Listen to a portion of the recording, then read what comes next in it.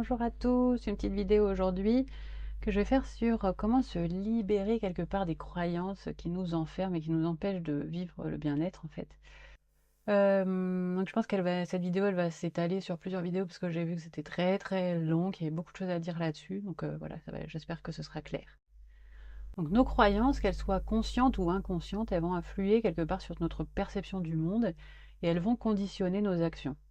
Quand on entreprend un travail sur soi, en fait, on va irrémédiablement mettre en questionnement en fait ses croyances et ça va être un processus difficile parce que toutes ces croyances, elles sont ancrées profondément en nous depuis longtemps et pour des raisons importantes en fait. Dans cette vidéo, on va explorer quelque part comment ces croyances elles se sont construites, comment elles se renforcent par des habitudes et pourquoi il va être difficile de s'en libérer. On verra aussi quelque part comment elles influencent nos comportements, parfois de manière un peu inattendue. Et ensuite, ce que j'aimerais aborder, c'est un piège courant lorsqu'on cherche à évoluer. En fait, ça va être ce qu'on appelle l'ego spirituel.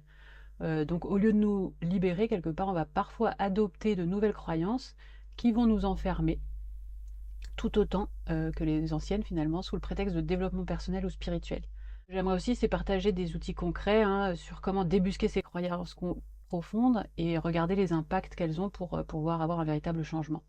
Parce que prendre conscience du problème, ça va pas suffire. En fait, c'est vraiment dans nos actions que tout se joue, en fait, si on veut vraiment être honnête. Donc, nos croyances, elles vont façonner notre réalité et notre réalité va façonner nos croyances. C'est comme un cercle de renforcement. On va prendre un petit exemple, par exemple tout bête. On va dire par exemple quelqu'un qui a une croyance que sa santé, elle est fragile. Donc, elle peut donc mettre toute son attention sur dès qu'elle a une petite maladie, elle va adopter un mode de vie passif pour se protéger, parce qu'elle va dire, et du coup, elle va se concentrer sur plein de symptômes, et finalement, elle va avoir davantage de problèmes de santé parce elle va peut-être pas faire assez d'exercice ou des choses comme ça pour se protéger parce qu'elle se sent fragile. Genre ça peut être des trucs comme ça. Derrière des comportements, on peut avoir une croyance, et on peut avoir plein de croyances différentes suivant les individus avec le même comportement. Donc par exemple, on va prendre quelqu'un qui a un comportement où il fume la cigarette, par exemple.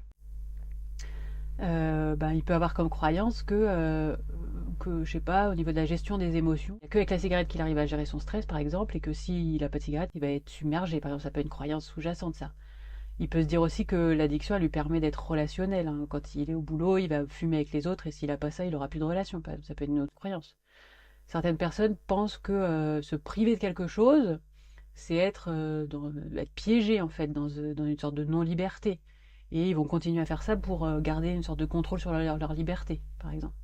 Ça peut être aussi des traumatismes passés, par exemple, quelqu'un qui a beaucoup eu de souffrance, par exemple, il peut se dire qu'il mérite un répit. Et ce répit-là, il peut avoir par exemple un coût élevé, c'est pas grave. Le coût de la santé, c'est pas grave, on mérite cette pause, en fait. Ça peut être aussi une relation avec le plaisir, que la vie sans la cigarette serait pas heureuse, par exemple. Ça peut être voilà, tout un tas de croyances comme ça qu'on met en place et qui vont entretenir une habitude. Et donc pour les modifier, il va falloir s'attaquer à la croyance, à la comportement, mais aussi prendre conscience des peurs qui sont sous-jacents à ces croyances. Quelque part, pour changer un comportement, il va falloir convaincre notre esprit que cette croyance est fausse, sinon les actions elles vont continuer à se répéter parce que la croyance elle va continuer à agir en souterrain même si elle était vue. Parce que finalement notre mental il n'est pas convaincu que cette croyance n'est pas vraie.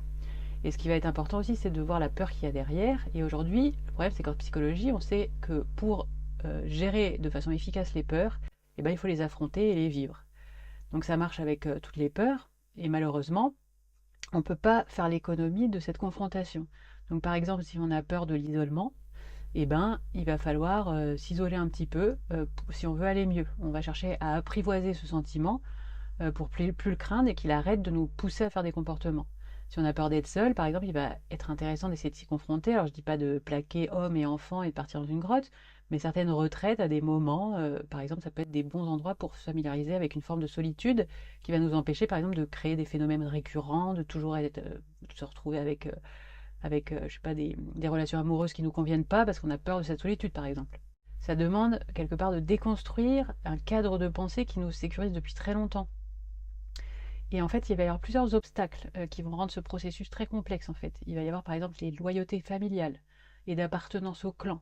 Dès l'enfance, on va intégrer des croyances qui sont transmises par notre famille et les remettre en question. Quelque part, ça va peut-être donner l'impression de trahir nos proches et ça va générer une peur archaïque d'être exclu du clan, par exemple. Il peut y avoir des peurs profondes d'abandon et de rejet qui sous-tendent ça. Toutes ces croyances, quelque part, elles vont nous rassurer et c'est pour ça qu'on les défend autant, quelque part, sans nous en rendre compte. Ces habitudes, elles sont tenaces et elles vont créer des renforcements neurologiques, c'est-à-dire que ça va être inscrit dans notre cerveau presque. Nos croyances, elles vont former des circuits neuronaux qui vont se renforcer avec le temps. Et changer une croyance, quelque part, c'est créer de nouvelles connexions et ça va être un processus qui est long et inconfortable. Et il va y avoir vraiment besoin de temporalité pour ça. Elles sont importantes, ces croyances, parce qu'elles nous permettent d'avoir de la structure et du sens. Lorsqu'un système de croyances il va s'effondrer, il va laisser un vide qu'on va chercher instinctivement à combler.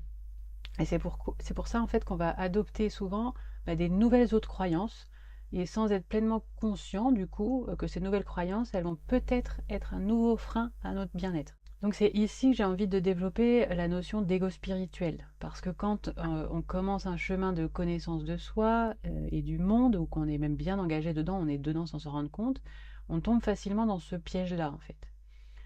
Comme je disais, en s'informant, en regardant des vidéos, on s'attaque à nos systèmes de croyances et l'ego, il va se reconstruire pour retrouver sa sécurité et c'est la plupart du temps à travers ce qu'on appelle l'ego spirituel qui va faire ça. Donc au lieu de se libérer des croyances limitantes, il va finir par en adopter des nouvelles, mais cette fois sous l'étiquette de spiritualité ou d'évolution personnelle.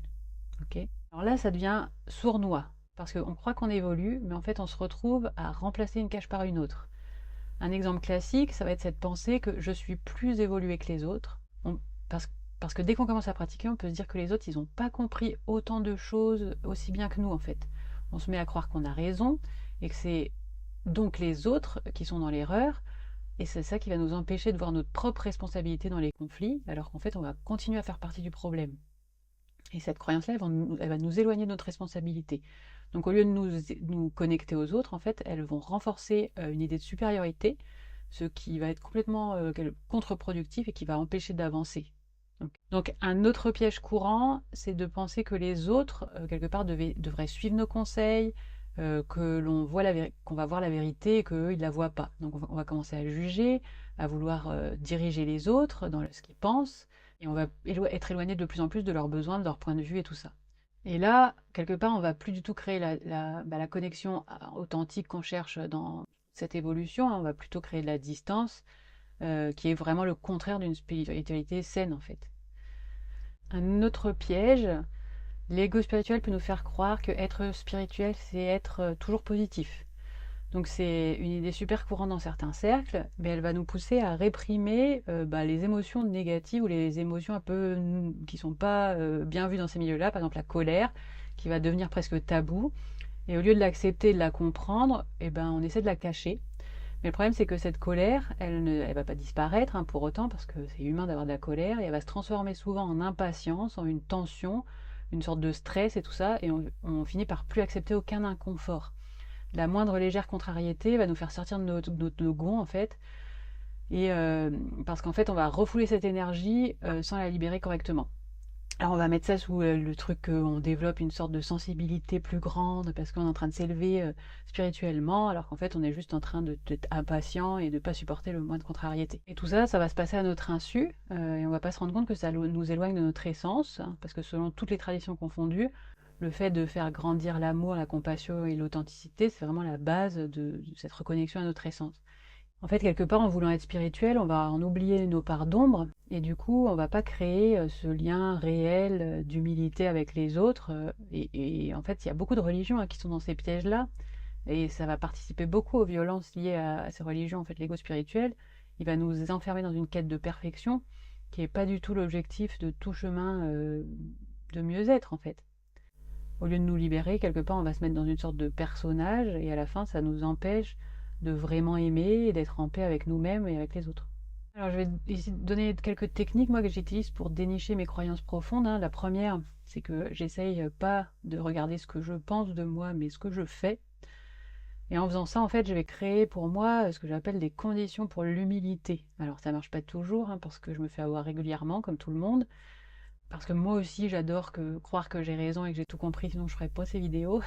Mais j'essaie vraiment de toutes mes forces de regarder ce que je fais en toute sincérité et quand j'arrive à toucher cette humilité parce que enfin j'arrive à me dire que je fais des choses pas cool finalement et que je fais partie du problème. Et ça me touche en fait quand je suis touchée par cette humilité en fait. C'est vraiment à travers le fait d'observer toutes les choses pas cool que je fais que cette humilité elle arrive à venir en fait. Donc par exemple, en fait, comment je vais m'y prendre, c'est que je me dis pas est-ce que je pense être tolérante, parce que je répondais bah oui, évidemment, avec tout le boulot que j'ai fait pendant 20 ans, j'espère que je suis un peu tolérante. Je vais plutôt prendre une situation où la tolérance est en jeu et je vais observer mes comportements. Ok. Par exemple, pour moi, pour me rendre compte de ma croyance, je vais dire est-ce que je veux imposer mes opinions dans un débat? Ben, je vais dire clairement oui, hein. Et là, en fait, je vais aller essayer de voir à travers ça, c'est quoi les croyances qu'il y a derrière. Il va y avoir tout un tas de croyances bordéliques qui vont arriver. Par exemple, si l'autre pense pas comme moi, bah, est-ce que c'est parce qu'il me rejette, par exemple? Je vais me dire qu'il me rejette. Si l'autre pense pas comme moi, ça veut dire qu'il a tort, par exemple. Ça va être une autre croyance. Si l'autre pense pas comme moi, ça signifie qu'il est un peu con. Ou alors, si l'autre pense pas comme moi, ça signifie que je suis un peu con. Et finalement, je vais aller me questionner, qu'est-ce que ça va prendre moi par rapport à ma tolérance, mon orgueil, mon ouverture, mon estime de moi, mon estime des autres, est-ce que je suis différent des autres, que je juge si mal? Et je vais aller me poser toutes ces questions-là. Le problème, c'est que regarder tout ça, au début, ça va pas être très agréable. Et justement, pour permettre ce travail passionnant sur soi, la première chose, c'est vraiment d'en finir avec la croyance que nos jugements ou ceux des autres ont une quelconque importance. Alors, parce que ce que j'ai compris, c'est qu'on ne peut pas vraiment retirer nos jugements. C'est ce qui caractérise quelque part notre humanité. On va aller classer les choses, hein, quand on arrive, c'est même un fonctionnement du cerveau. On ne peut pas ne pas classer les choses, j'aime bien, j'aime pas, je m'en fiche. Et le problème, c'est que ce système de classement, quelque part, on va y mettre trop d'importance. Ok. L'idée ici, pour pas tomber dans une forme de déprime profonde liée à la découverte qu'on est finalement un être humain banal, intolérant comme tout le monde, eh ben, c'est juste de voir notre jugement sévère envers nous-mêmes et de lui donner le droit d'être, quelque part. On va se donner de l'empathie. On va se dire par exemple, oh là là, qu'est-ce que t'aimes pas savoir que parfois t'es intolérant, comme tout le monde. Et en fait, on va lui dire, bah, je comprends que t'aimes pas voir ça, parce qu'avec tout le boulot que tu fais, je vois bien que t'aimerais mieux que tu sois un petit peu plus tolérant. Toutes les spiritualités, elles vont prôner le non-jugement. C'est pas parce que c'est bien de ne pas être jugeant, c'est juste parce que ça va nous permettre d'être conscients. On peut accueillir avec amour nos jugements en leur donnant de l'attention simplement. Mais par contre, on leur donne pas de crédit. Si on donne du crédit à leur jugement, ce qui va se passer, c'est qu'il va y avoir notre meilleur ami, qui est notre système de défense qu'on appelle ego, qui va nous protéger de notre propre intolérance envers nous-mêmes. Donc comment il s'y prend? Eh ben, notre ego, il va nous faire du déni, il va nous faire de l'évitement, il va nous faire de la projection, tous ces mécanismes qui nous protègent de notre propre dureté quelque part envers nous-mêmes. Donc, si on reprend ce cas précis, on se débat avec ça en se disant que quand même on a des raisons, que les autres y pensent mal, que les valeurs qu'on prône, les valeurs que prône notre système de croyance, surtout quand on est dans la spiritualité, il est quand même empreint de grandes valeurs et que c'est normal de défendre ces grandes valeurs, sinon on va devenir des mous du gland, souvent on pense ça, et bien on va tomber dans un écueil que Marshall Rosenberg expliquait très bien, qui est qu'on confond nos jugements moralisateurs avec nos jugements de valeur. Ça, c'est quelque chose qui est très important à comprendre. Selon lui, un jugement moral, ça va classer les actions ou les personnes en bien ou en mal, souvent en impliquant, ce qu'il disait, une notion de punition ou de récompense.